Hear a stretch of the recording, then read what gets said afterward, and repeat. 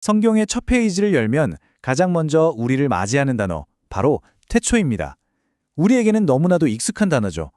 하지만 잠시 멈춰서 이 단어의 깊이를 생각해 본 적 있으신가요? 이 짧은 한 단어 안에는 사실 온 우주와 역사를 관통하는 아주 거대한 질문이 숨어 있습니다. 태초라는 것은 말 그대로 시계가 처음으로 똑딱거리기 시작한 그 순간을 의미하는 걸까요? 아니면 우리가 감히 상상조차 할 수 없는 이 시간이라는 개념 자체가 존재하기도 전에 어떤 영역을 가리키는 말일까요? 과연 성경은 이 깊고도 중요한 질문에 대해 우리에게 무엇을 말해주고 있을까요? 오늘 그 놀라운 의미의 문을 함께 열어보려고 합니다. 네, 바로 이 질문입니다. 오늘 우리가 함께 풀어갈 이야기의 가장 핵심적인 질문이죠. 이것은 단순히 먼 과거의 어느 한 시점에 대한 신학적인 호기심이 아닙니다. 이 질문에 대한 답안에 지금의 나는 누구이며 우리는 어디에서부터 왔는지, 그리고 이 모든 역사를 주관하시는 하나님은 과연 어떤 분이신지에 대한 아주 근본적인 이해가 담겨 있기 때문입니다. 그 답을 찾기 위해서 우리는 모든 것의 시작, 성경의 가장 첫 장으로 함께 돌아가 보아야 합니다. 모든 이야기의 출발점, 바로 창세기입니다. 성경은 가장 첫 문장을 통해서 이 위대한 시작을 아주 분명하고 또 장엄하게 선포하고 있습니다. 혹시 세상의 다른 창조 신화들을 떠올려 보시면요, 보통 혼돈이나 신들의 전쟁 같은 아주 복잡한 이야기로 시작되곤 하죠. 하지만 성경은 다릅니다. 단 한 문장으로 그 어떤 군더더기도 없이 모든 것의 기원을 선언합니다. 이 한 문장이 어떻게 우리 우주 전체의 프레임을 설정하는지, 그리고 그 선포가 대체 무엇을 의미하는지 이제부터 깊이 들여다보겠습니다. 창세기 1장 1절의 말씀입니다. 아마 우리에게 세상에서 가장 익숙한 성경 구절일 겁니다. 하지만 잠시만요. 이 문장이 가진 그 무게를 한번 느껴보셨으면 합니다. 태초에 하나님이 천지를 창조하시니라. 이 짧고 간결한 선언 안에 우주와 역사, 그리고 시간의 기원에 대한 성경의 명확한 대답이 모두 담겨 있습니다. 여기서 가장 중요한 단어는 물론 모든 것의 기준점이 되는 태초에라는 단어입니다. 이 태초에라는 단어는 원어인 히브리어로 베레슈트라고 합니다. 그리고 그 뜻은 아주 명확합니다. 처음에, 시작점에서 라는 의미를 가지고 있죠. 이것은 어떤 막연하고 추상적인 개념이 아닙니다. 마치 마라톤 경주의 출발선에서 심판이 총을 쏘는 것처럼 모든 것이 바로 그 지점에서 시작된다는 명확한 포인트를 가리키고 있는 겁니다. 영원히 계속되던 어떤 것이 아니라 바로 이 지점에서 이전에는 결코 없었던 완전히 새로운 무언가가 시작되었음을 알리는 아주 장엄한 선언인 셈이죠. 그렇습니다. 그러니까 창세기 1장 1절이 말하는 태초는 하나님께서 천지, 즉 이 우주와 역사를 창조하기 시작하신 바로 그 시점입니다. 다른 말로 하면요, 이것이 바로 시간의 탄생인 겁니다. 이 태초라는 선이 그어지기 이전에는 우리가 알고 있는 물리적인 시간과 공간이라는 개념 자체가 존재하지 않았다는 뜻이죠. 창세기가 우리에게 던지는 메시지는 아주 분명합니다. 이 우주와 시간은 명확한 시작점을 가지고 있다는 겁니다. 영원부터 그냥 존재한 것이 아니라는 선언입니다. 자, 지금까지 창세기를 통해서 태초가 모든 피조세계, 즉 시간의 시작점이라는 것을 확인했습니다. 하지만 이야기는 여기서 끝나지 않습니다. 만약 여기서 멈춘다면 우리는 진실의 절반만 알게 되는 셈입니다. 신약 성경의 요한복음은요, 이 태초라는 개념에 우리가 미처 상상하지 못했던 정말 놀라운 깊이를 더해줍니다. 창세기가 무엇이 시작되었는지에 집중했다면 요한복음은 바로 그 순간에 누가 그곳에 이미 계셨는지를 증언하고 있습니다. 이 지점에서 아마 이런 질문이 자연스럽게 떠오르실 겁니다. 좋습니다. 태초가 시간과 공간의 시작이라면 그럼 바로 그 시작의 순간에 하나님은 어디에 계셨을까요? 하나님도 그 태초라는 시간과 함께 시작된 존재일까요? 아니면 창조를 하기 직전에 어디선가 갑자기 나타나신 걸까요? 바로 이 본질적인 질문에 대해 요한복음은 아주 선명하고도 놀라운 대답을 우리에게 들려줍니다. 요한복음 1장 1절의 말씀입니다. 정말 놀랍지 않습니까? 창세기와 똑같은 단어, 태초에로 시작합니다. 하지만 그 뒤에 오는 동사가 완전히 다릅니다. 창세기는 창조하시니라, 즉 created라는 행동을 말했지만 요한복음은 계시니라, 즉 was라는 존재의 상태를 말하고 있습니다. 이것은 어떤 행동에 대한 묘사가 아니라 존재 그 자체에 대한 선언입니다.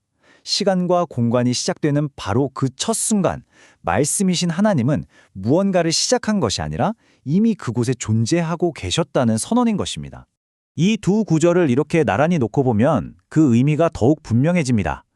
창세기 1장 1절은 태초에 어떤 위대한 사건, 즉 창조가 시작되었다는 것에 초점을 맞춥니다. 반면에 요한복음 1장 1절은 그 동일한 태초라는 시점에 말씀이신 하나님께서 이미 존재하고 계셨다는 사실에 초점을 맞추고 있죠. 즉, 하나님은 창조와 함께 시작된 분이 아니라 창조를 시작하신 분입니다.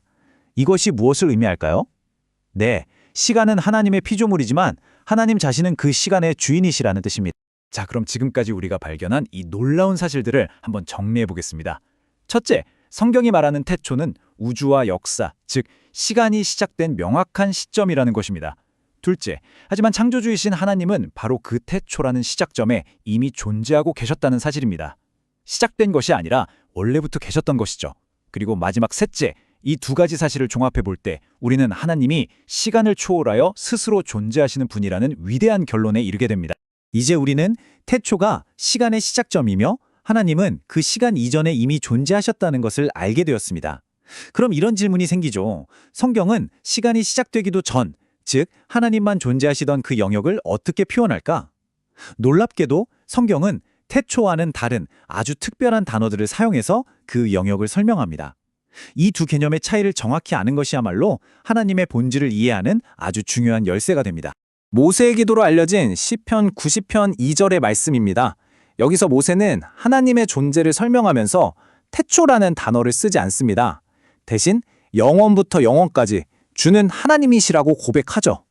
이 영원부터 영원까지라는 표현은 단순히 끝없이 긴 시간을 의미하는 게 아닙니다. 오히려 시간이란 개념 자체가 적용되지 않는 우리의 상상을 초월하는 시간 바깥의 차원, 바로 하나님만의 고유한 존재 방식을 나타내는 정말 심오한 말입니다. 시편뿐만이 아닙니다. 신약으로 넘어와 보면 사도 바울 역시 디도서 1장 2절에서 영원전부터 약속하신 영생에 대해 말하고 디모데후서 1장 9절에서는 만세전부터 우리에게 주신 은혜에 대해 이야기합니다. 혹시 이 패턴이 보이시나요? 성경의 저자들은 시간을 초월한 하나님의 영역을 표현하기 위해서 태초와는 의도적으로 다른 단어들, 즉 영원전, 만세전과 같은 표현들을 사용하고 있다는 겁니다. 성경은 이렇게 시간의 시작점인 태초와 시간이 존재하기도 이전인 하나님의 영역, 영원을 아주 분명하게 구분하고 있습니다. 다시 한번 명확하게 정리해 보겠습니다.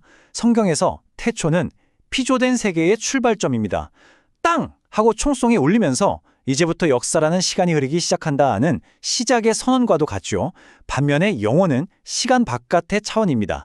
우리가 상상하거나 측정할 수 없는 오직 창조주 하나님만이 계시던 그분의 고유한 영역을 의미합니다. 이것이 바로 근본적인 차이입니다. 우리는 시간 안에 살지만 하나님은 영원 안에 거하십니다. 자, 지금까지 우리는 태초와 영원이라는 어쩌면 조금은 추상적인 개념들을 살펴보았습니다. 아마 이런 생각이 드실 수도 있습니다. 이게 그냥 어려운 신학 용어 공부에 그치는 건 아닐까? 절대 그렇지 않습니다. 이 개념을 올바르게 이해하는 것은요, 하나님과 나의 관계, 그리고 내 인생의 의미를 깨닫는 데 있어서 정말로 중요합니다. 이 진리가 우리가 발을 딛고 서 있는 바로 이 현실을 어떻게 바꿔놓는지 지금부터 하나씩 살펴보겠습니다. 이 진리가 우리 신앙에 주는 깊은 의미는 크게 세 가지로 정리해 볼 수 있습니다. 첫째는 나와 하나님의 관계를 완전히 새롭게 조명해 주고요. 둘째는 내가 살고 있는 이 세상의 의미를 깨닫게 하며, 그리고 마지막 셋째는 우리가 붙잡을 수 있는 진정한 소망이 무엇인지를 보여줍니다. 자, 그럼 이제 하나씩 자세히 살펴보도록 하겠습니다. 첫 번째 의미입니다. 저에게는 태어난 날이 있고 언젠가는 이 땅을 떠날 날이 있습니다. 여기 계신 우리 모두가 그렇죠. 우리는 시작과 끝이 있는 유한한 존재입니다. 그러나 하나님은 시작도 끝도 없으신 영원하신 분입니다. 이 사실을 마음 깊이 깨달을 때 우리는 비로소 겸손해질 수 있습니다. 내가 가진 이 시간, 나의 생명이 영원하지 않으며 영원하신 분께서 나에게 잠깐 허락하신 너무나도 귀한 선물이라는 것을 알게 되기 때문이죠. 오늘 나에게 주어진 이 하루가 얼마나 소중한 것인지 다시금 깨닫게 되는 겁니다. 두 번째 의미를 살펴보겠습니다. 창세기의 그 첫 선언, 태초의 하나님이. 이것은 단순히 우주가 시작되었다는 사실을 알리는 것을 넘어서 그 시작의 주체가 누군지를 아주 분명하게 밝힙니다. 이것은 우리의 세상과 역사가 결코 우연의 산물이 아니라는 장엄한 선언입니다. 모든 것은 하나님의 분명한 목적과 계획 안에서 시작되었다는 뜻이죠. 그리고 이 사실은 나의 인생 역시 그 거대한 이야기의 의미 있는 한 부분이며 지금도 그분의 선하신 손길 아래에 있다는 깊은 신뢰와 안정감을 우리에게 줍니다. 마지막 세 번째, 아마도 가장 놀라운 의미일 겁니다. 바로 영원 속에, 시간 바깥에 계시던 그 하나님께서 우리의 이 유한한 시간 속으로 직접 들어오셨다는 사실입니다. 요한복음 1장 14절은 이렇게 증언합니다.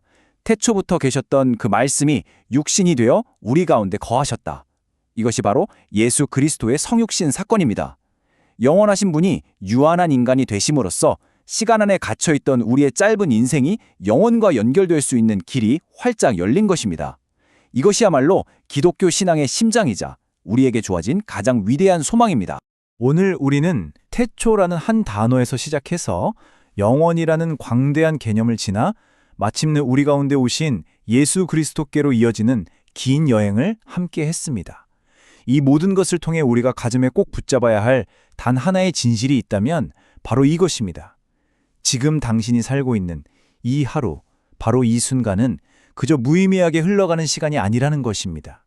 그것은 영원하신 하나님과 연결된 의미 있고 거룩한 시간입니다. 오늘 하루 당신의 모든 순간이 영원과 맞닿아 있다는 이 놀라운 진실 안에서 깊은 평안과 새로운 힘을 얻으시기를 진심으로 바랍니다.